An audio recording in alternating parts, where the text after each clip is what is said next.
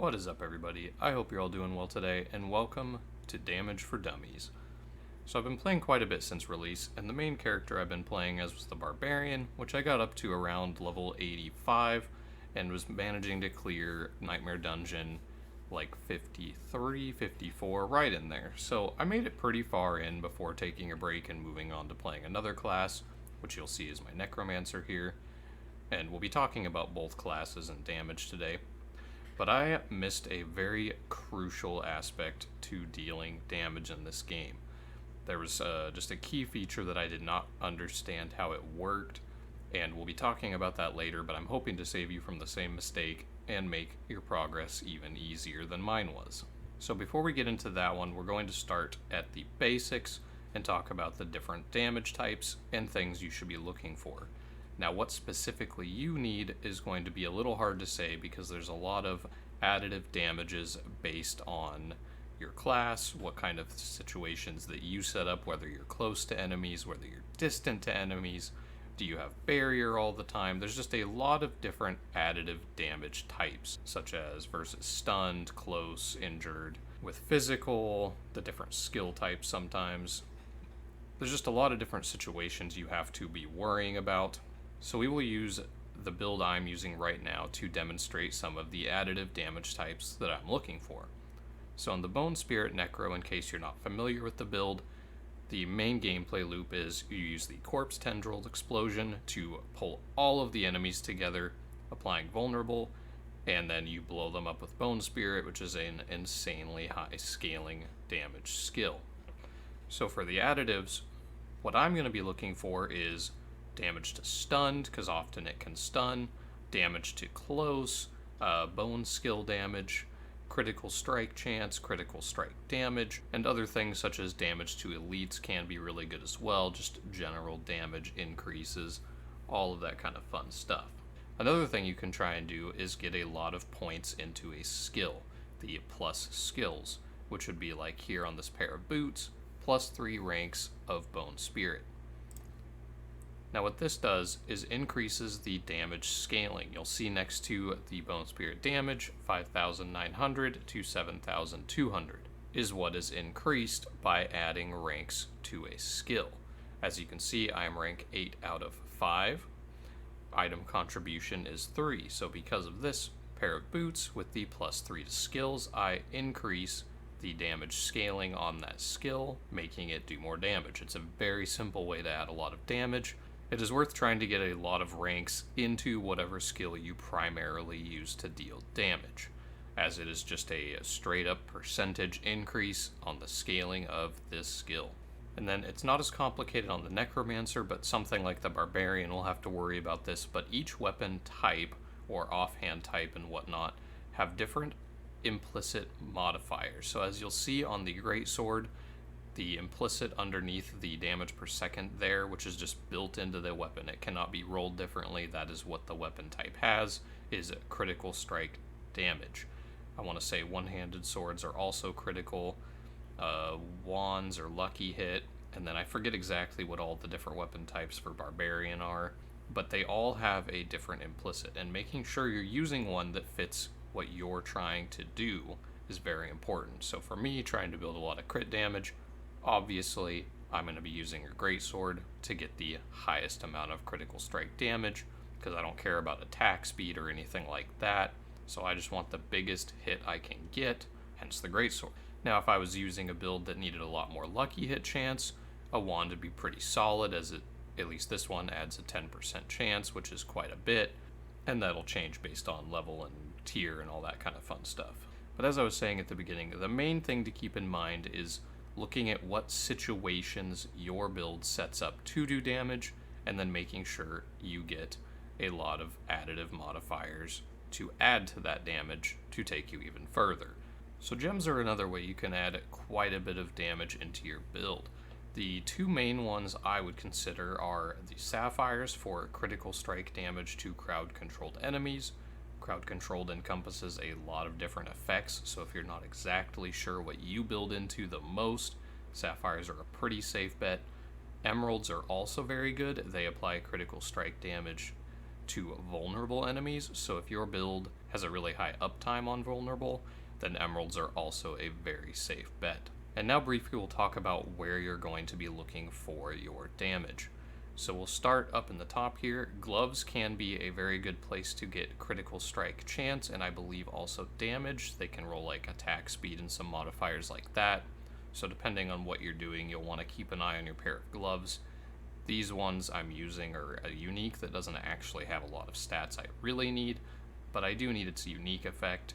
So sadly I miss out on some damage stats here, but if you're not using a unique, then this would be a very good slot to get plus to your core skills and some of those other damage modifiers. I have a particularly bad one at the moment, but your amulet can also be a pretty solid place to get some modifiers and also important things like cooldown reduction and total armor and different things like that. But you can get a little bit of damage from your amulet, and then rings are a very important one because both rings can roll critical strike chance and damage along with things like physical damage and all kinds of other modifiers there, so you want to pay special attention to your rings. And as I've said in previous gearing videos, they're also important to look at because if you get good substat rolls, you don't have to replace rings very often as you're leveling up because they don't have a primary stat such as damage on a weapon. So all you're mainly focusing on is what substats you get. So if you happen to get, let's say, critical strike damage, critical strike chance really high, and then in my case here getting maximum essence is really good for scaling bone spirit, and then let's say the fourth skill was bone damage instead of the cold damage there. That would be very good. Getting all 4 stats as something that directly influences the damage of a skill you're using would be fantastic, and you would not replace that for a long time, even if it was lower level. So rings, very important place to look for your damaging stats as well. And then chest piece can roll some damage modifiers. I want to say it just has a flat increased damage, and then like mine here has 20% to bone skill damage. You do want to be careful trying to get too much damage on a chest piece though, because chest and pants are a very important place for your defensive stats.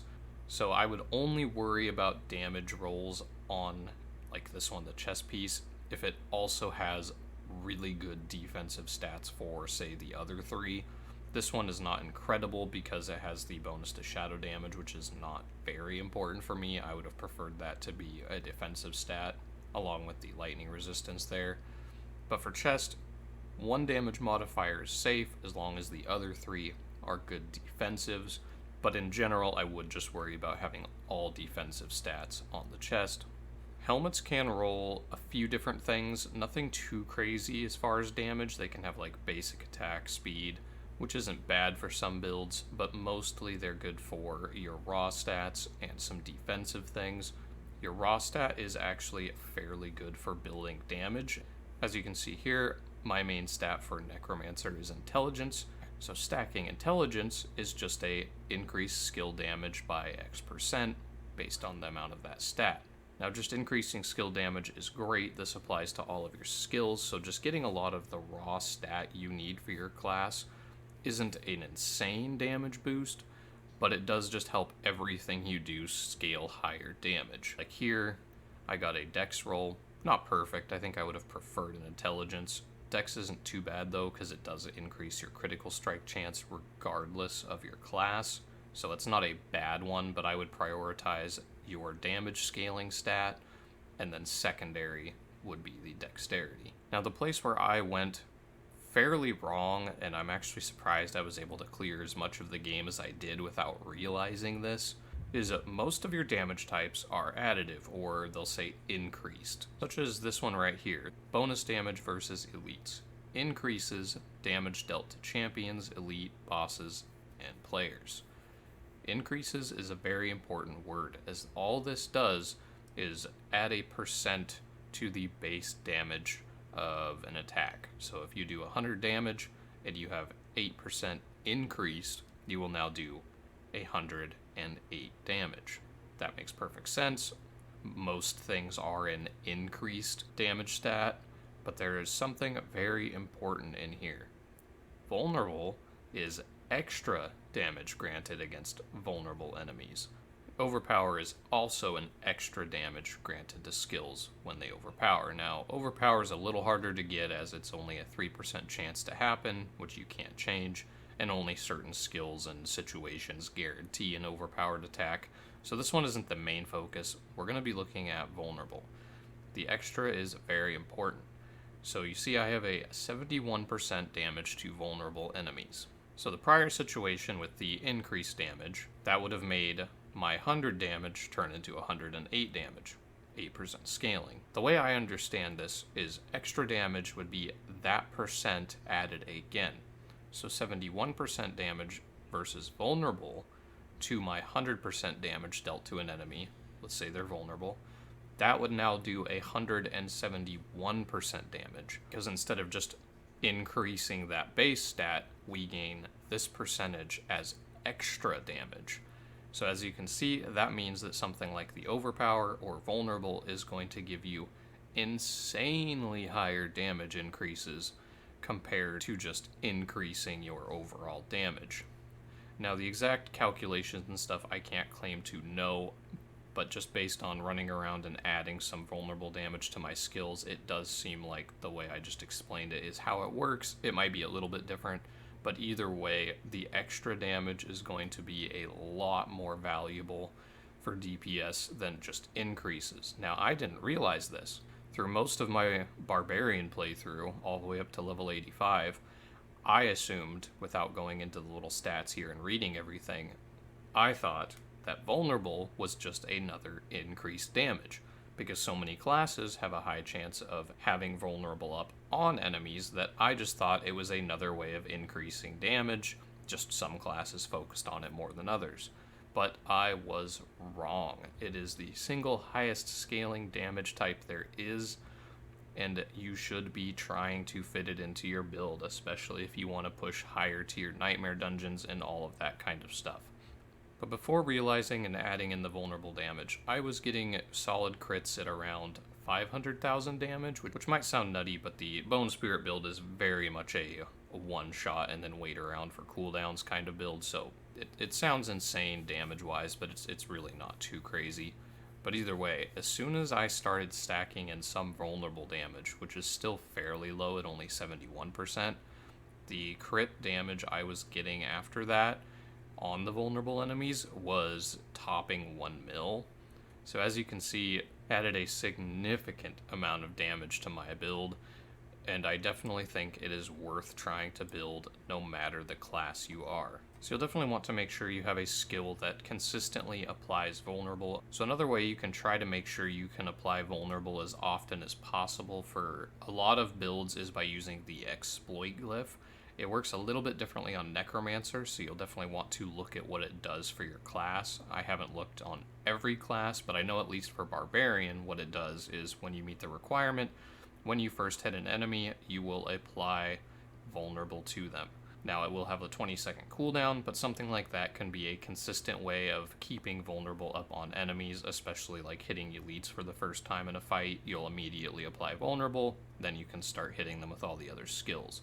So definitely check out this glyph. The one for me here isn't as important, as it doesn't guarantee applying vulnerable, but because of using the corpse tendrils, I can apply vulnerable whenever I want, so it's not quite as important. But for your class, definitely go check that out. But yeah, so not understanding how vulnerable worked was a huge deal, and once I finally understood it, after several weeks of playing, it really started to skyrocket my damage, both on my Barbarian and on this new Necromancer I've been playing. So definitely make sure you're paying attention to vulnerable damage.